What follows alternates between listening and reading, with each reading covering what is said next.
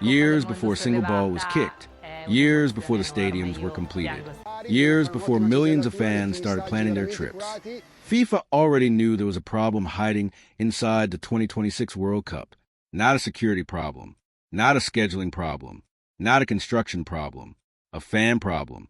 And the surprising part is that FIFA didn't discover it recently. They predicted it years ago. Long before the world started talking about ticket prices, travel costs, accessibility, and attendance concerns. The warning was built into the tournament itself from the very beginning, because when FIFA approved the biggest expansion in World Cup history, it also accepted a risk that would eventually become impossible to ignore. The risk that the tournament could become larger than ever before, while becoming harder for ordinary supporters to experience. For decades, the World Cup followed a relatively simple formula: 32 teams, a single host nation, a limited number of host cities. Fans could travel between matches without crossing an entire continent. The tournament felt concentrated, connected, accessible. Then FIFA decided to change everything. In 2017, the organization officially approved the expansion from 32 teams to 48. It was one of the most ambitious decisions in football history. The reasoning was obvious. More teams would mean more countries. More countries would mean more fans. More fans would mean more global engagement, and naturally, more revenue. From FIFA's perspective, the logic seemed impossible to argue against. Football was growing. The World Cup should grow too. But hidden inside that decision was a challenge that FIFA understood from the start. A bigger tournament would create bigger logistical demands. More matches, more travel, more accommodation, more expenses, more complexity. The very factors that could make the event historic could also make it more difficult for supporters to participate. At the time, those concerns seemed manageable. After all, football had successfully expanded before. The sport had continuously grown for decades. Every World Cup broke records. Every tournament reached new audiences. There was little reason to believe 2026 would be different. But then the world changed. The years following FIFA's expansion decision transformed the global economy. Travel became more expensive. Inflation affected households across multiple continents. Accommodation costs increased.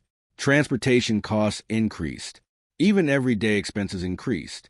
Suddenly, the assumptions that existed when the expansion was approved looked very different.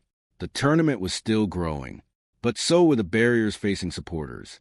And that is where FIFA's prediction began turning into reality, because the organization always knew that expansion would create pressure.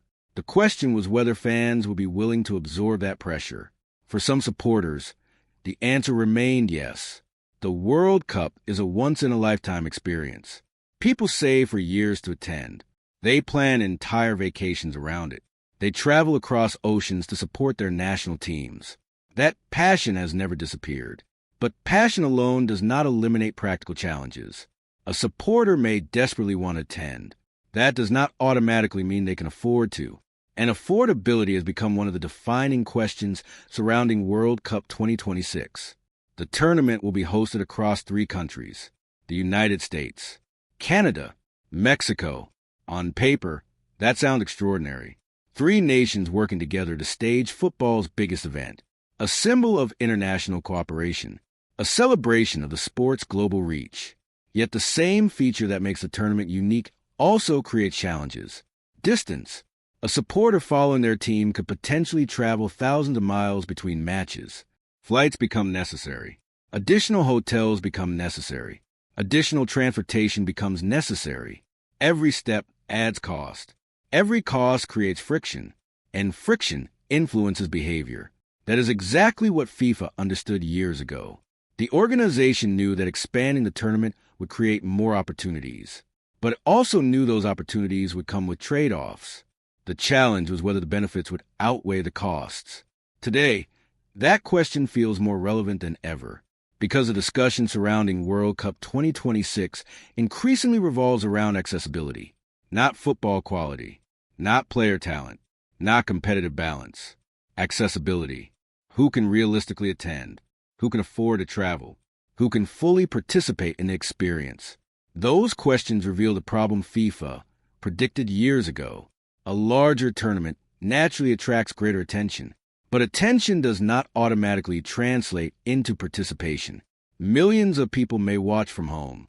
Far fewer can experience the event in person, and that gap appears to be growing. This is not necessarily a crisis. The World Cup will still be enormous. The stadiums will still be packed with energy. The television audience will likely break records. Sponsors will continue investing billions.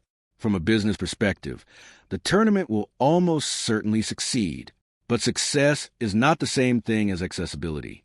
That distinction matters because football's identity has always been connected to ordinary supporters. The sport became global because it was accessible. A ball, an open space, a game anyone could play. That simplicity helped football reach every corner of the planet. And the World Cup became the ultimate expression of that universality. Anyone could dream of being part of it. Anyone could imagine themselves there. But when attending the tournament becomes increasingly expensive, some supporters begin asking a difficult question. Does the World Cup still belong to everyone? Or is it gradually becoming an experience available to fewer people? FIFA predicted that question years ago. Not in those exact words, but in principle. Because every expansion discussion involved concerns about logistics, costs, and supporter access. Those concerns never disappeared. They simply became more visible as the tournament approached. And perhaps that is what makes this story so fascinating. The problem was never hidden. The warning signs were never secret. The challenge existed from the moment the expansion was approved. What changed was the environment around it. Economic pressures increased. Travel became more expensive. Global uncertainty grew. And suddenly a theoretical concern became a practical reality. The same decision designed to make the World Cup more inclusive created new barriers for some supporters. That doesn't mean the decision was wrong. Far from it. 48 teams will give more nations a chance to participate. New football cultures will reach the world stage. Millions of supporters will see their countries represented in ways that were previously impossible. Those benefits are real, but so are the challenges. And FIFA knew that from the beginning. That is why the organization prediction feels so important today, because it reminds us that growth always comes with consequences. Every expansion creates opportunities. Every expansion creates complications. The question is whether institutions can manage both at the same time. The 2026 World Cup represents the largest experiment in football history. If it succeeds, it may redefine the future of international sport. If it struggles, many people will point back to the moment FIFA approved expansion and say the warning signs were visible all along. Either way, the tournament has already revealed something important. Growth alone is not enough. Bigger is not automatically better.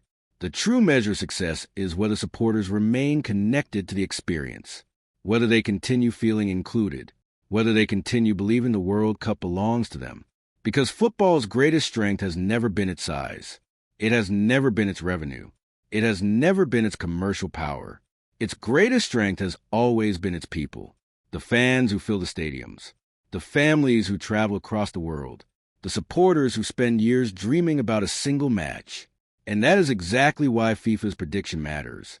Years ago, the organization understood that expansion would create a difficult balancing act, make the tournament larger, but keep it accessible, increase opportunities, but preserve connection, grow the game, without leaving supporters behind.